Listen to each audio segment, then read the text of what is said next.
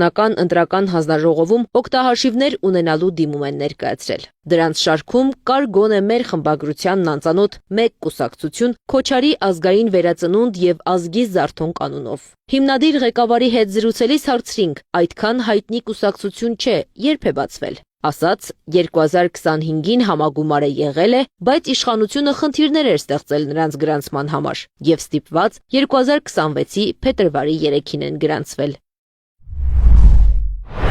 Ինչի համար են այդքան շատ։ Ես կասեի, որ իհարկե կան արբանյակ կուսակցություններ, կան կուսակցություններ, որոնք փորձելու են դեմքերը փոխել, բայց վերարտադրել նույն համակարգը,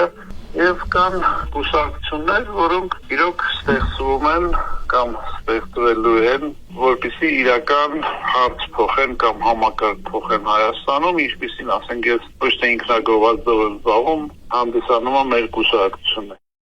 Այս կուսակցությունը որոշել է մասնակցել ընտրությանը։ Վստահ են 30+ կհավաքեն, ոչ թե ձայն, այլ 30+%։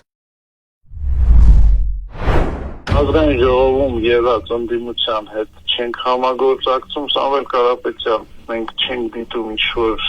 նոր ուժ, մենք դիտում ենք համակարգի վերարտադրման։ Որ համակարգի։ Այսօրվա համակարգի։ Կենտրոնական ընտրական հանձնաժողովից մեծ հետ զրույցում ասացին, ընտրական գործընթացներին գործող 129 կուսակցությունների մեծ մասը չի մասնակցում ընտրությանը նախորդ փորձից ելնելով, բայց թե քանի կուսակցություն այս անգամ կփորձի ուժերը դեռ հայտնի չէ։ Հայաստանի